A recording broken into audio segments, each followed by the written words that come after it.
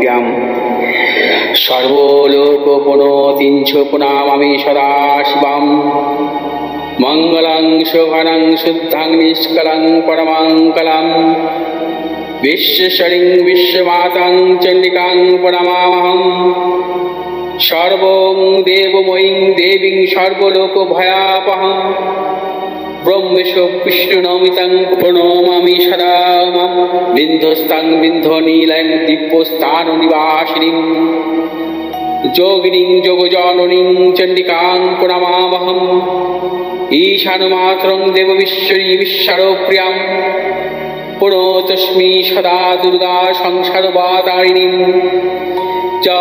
ইদং পঠতি শস্ত্রং সিনমাদুপাপি যে নর সমুক্ত সর্বপাপভ্যো মোচতে দুর্গায়ুষ্যঃ ওং আয়ুর্দেহি যশো দেহি ভাগ্যং ভগবতি দেহি মে পুত্রাং দেহি ধনং দেহি সর্বান কামস্য দেহি মে প্রচণ্ডে পুত্রদে নিত্যং সুপ্রীতি শিরোনায়িকে কুলোত্তত্তি করে চক্রে জয়ং দেহি নমস্তুতে রুদ্রচণ্ডী প্রচণ্ড সাহসী প্রচণ্ড বলশালিনী রক্ষমাং সর্বত দেবী বিশ্বেশ্বরী নমস্তুতে দুর্গে তারিণী দুর্গে তং সর্বাশুভা নিবারিণী ধর্মার্থ মোক্ষদে দেবী নিত্যং মে বরদা ভব দুর্গে দুর্গে মহাভাগে তাই মাং শঙ্করে প্রিয়ে মহিষা সিংহ মদমত্তে প্রতস্মি প্রসীদ মে হর পাপং হর ক্লেশং হর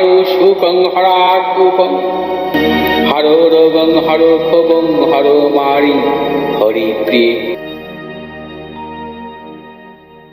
নমস্কার, আমি পণ্ডিতজি ভিকুশ্রী জাতক। আজকের পর্বে আপনাদের স্বাগত। আজকের পর্বে তিথির আধ্যাত্মিক এবং শাস্ত্রীয় তাৎপর্য সম্পর্কে জেনে নেওয়া যাক। জ্যৈষ্ঠ মাসের অমাবস্যা তিথিতে ফল হারিণী কালী পুজো মানুষ সারা জীবন কর্ম করে যান, কিন্তু মনে করা হয় এই কর্মসমূহের ফল দান করেন দেবী কালিকা। ফলহারিণী কালী পুজোর দিন মা কালী স্বয়ং তার সন্তানদের শুভ ফল প্রদান করেন এবং সেই সঙ্গে তাদের অশুভ ফলও হরণ করে থাকেন।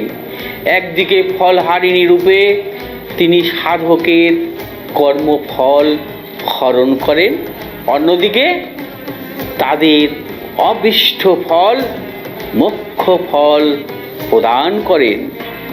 স্বাভাবিকভাবেই এই তিথিতে দেবীকে পুজো করে তার কৃপা লাভ করলে জীবনের সব দুঃখ কষ্ট ও পাপ দূর হয়।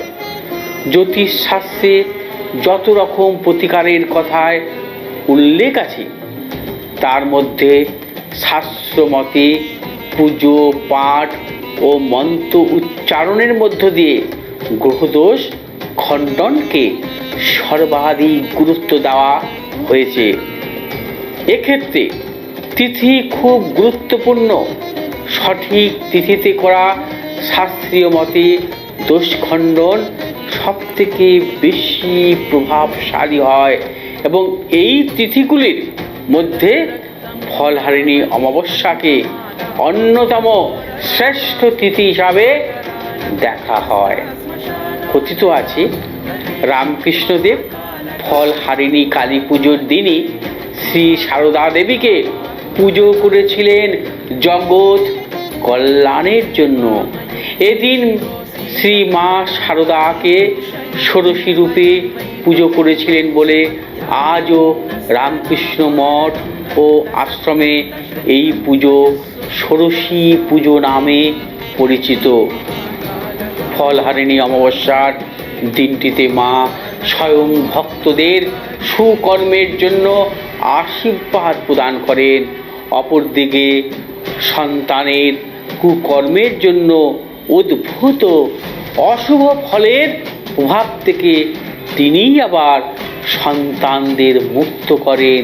অর্থাৎ ওই দিনই মা স্বয়ং যেমন সন্তানদের শুভ ফল প্রদান করেন, তেমনি তিনি সন্তানদের অশুভ ফলও হরণ করে থাকেন।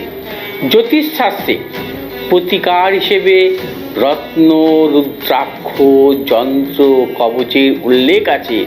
তবে গ্রহগত কুপ্রভাব দূর করতে ও অশুভ দোষ খণ্ডন করতে সর্বশ্রেষ্ঠ উপায় তন্ত্রমতে হোমযজ্ঞ ও মন্ত্র সহযোগে বিশেষ পুজো পাঠ। ফলহারিণী অমাবস্যার তিথি শাস্ত্রমতে গ্রহদোষ খণ্ডনের জন্য শ্রেষ্ঠ সময়। গুরুত্বপূর্ণ এই তিথিতে আমি উপস্থিত থাকব তারাপীঠে। আপনারা বিশেষ পুজোয় গ্রহদোষ খণ্ডন করাতে ও বিশেষ প্রতিকারের জন্য যোগাযোগ করতে পারেন আমার উল্লিখিত নাম্বারে। অবশ্য আবার দেখা হবে আগামী পর্বে। যদি আমার এই ভিডিওটি আপনাদের ভালো লাগে, আপনারা শেয়ার করবেন, লাইক করবেন, সাবস্ক্রাইব করবেন। পাশে থাকা বেল আইকনটি টিপে সাবস্ক্রাইব করার পর আমার সমস্ত ভিডিওর নোটিফিকেশনগুলো আপনারা পেয়ে থাকবেন। ভালো থাকুন, সুস্থ থাকুন।